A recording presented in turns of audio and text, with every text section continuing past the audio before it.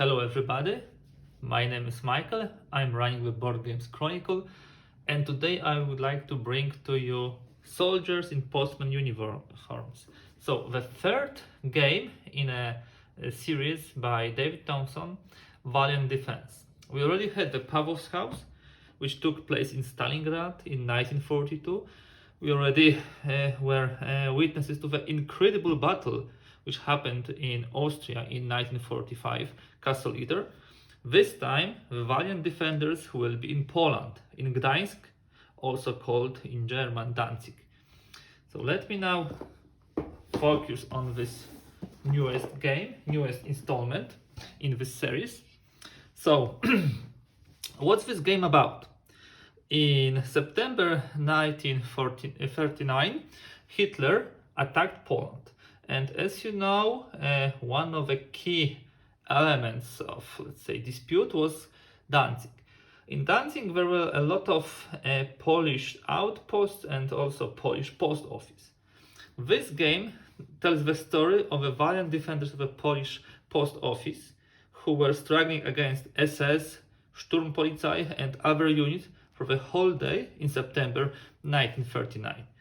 They were then captured, arrested and killed, only to be found in the 1990s where their mass grave was in Gdańsk.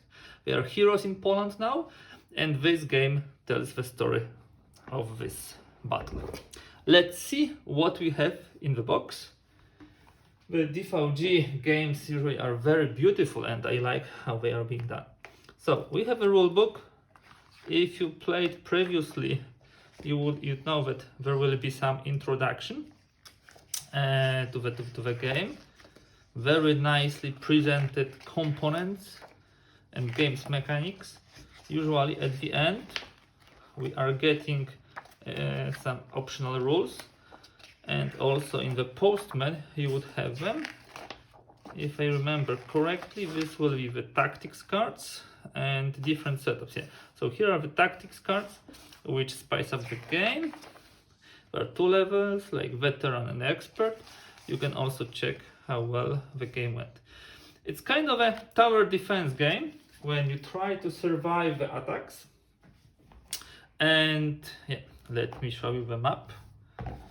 So the map is beautiful, and what I would like to do is draw your attention.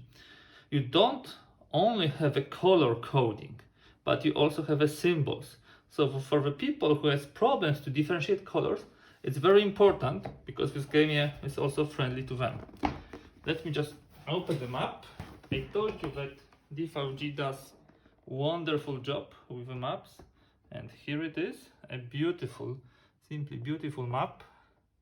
We have the area in front of them. Actual building, and then the interior of the building with the different floors and with a basement, and there will be the approaches of the enemy from here over here. So yeah, okay, let's see what else do we have in the box. Of course we have tokens. So here will be the defenders. Here we have the attacking German units, SMG. Yeah, we have also the armored car. The defenders will be using the weapons. So the system is, I would say, developing. You can see that the graphics of these tokens are slightly different than the ones from the Castle Eater or Pavlov House. Then we have the red tokens of SS. Another set of defenders. Remember, most of those guys were civilians. Only some of them had some military training. Yeah, these are the action tokens, the ammunition, the buildings. Yeah, and one more set of the tokens. Yeah, SS, disruption tokens, and the defenders of the post.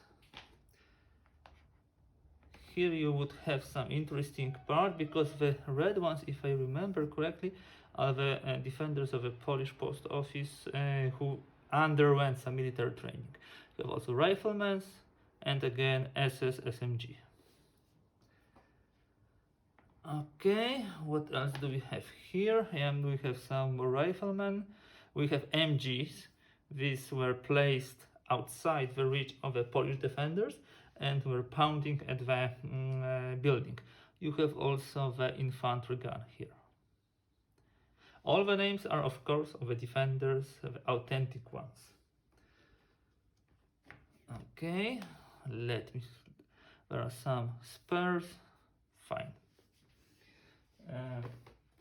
Now, let me jump further.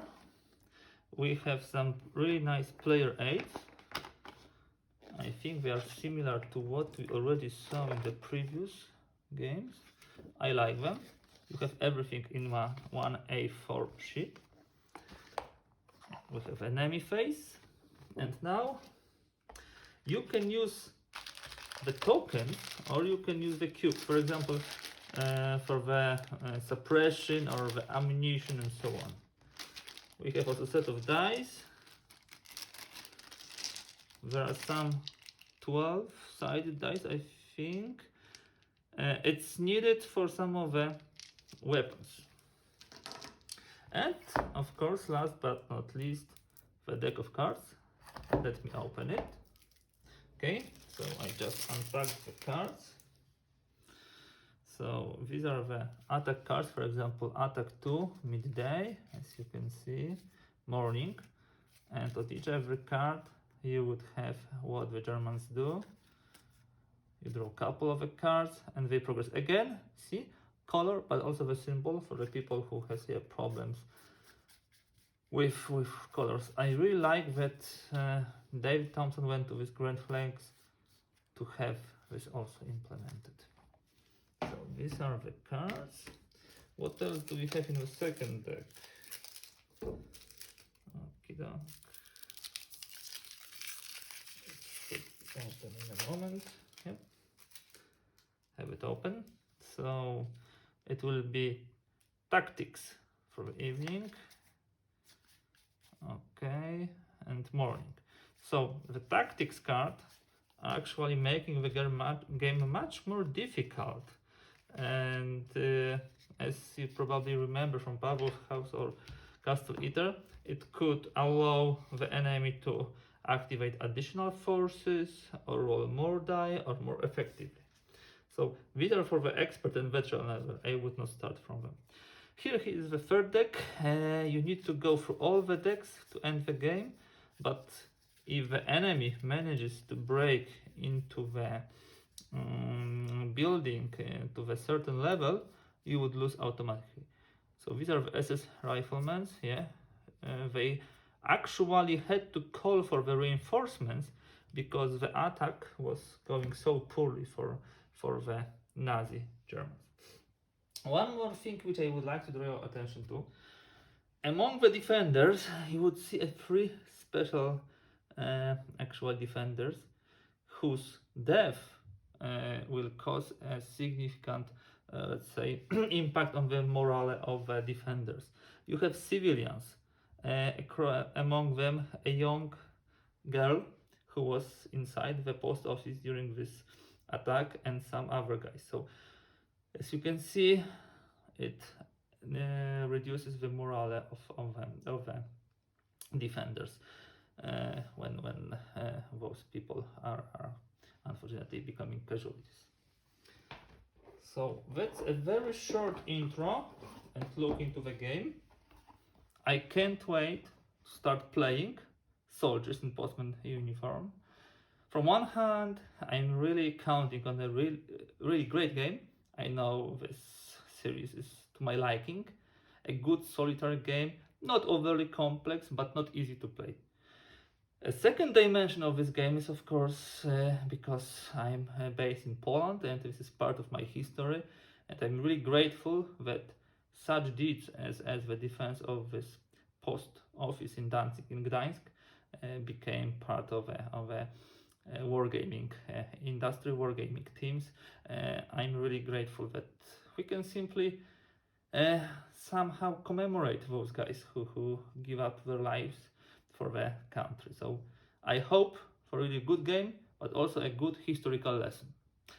Thank you very much. You can count on session reports from the soldiers in Postmen uniforms, for sure from a base game and more advanced with tactic cards, as well as maybe some hints, maybe some strategies, and maybe some gameplay videos.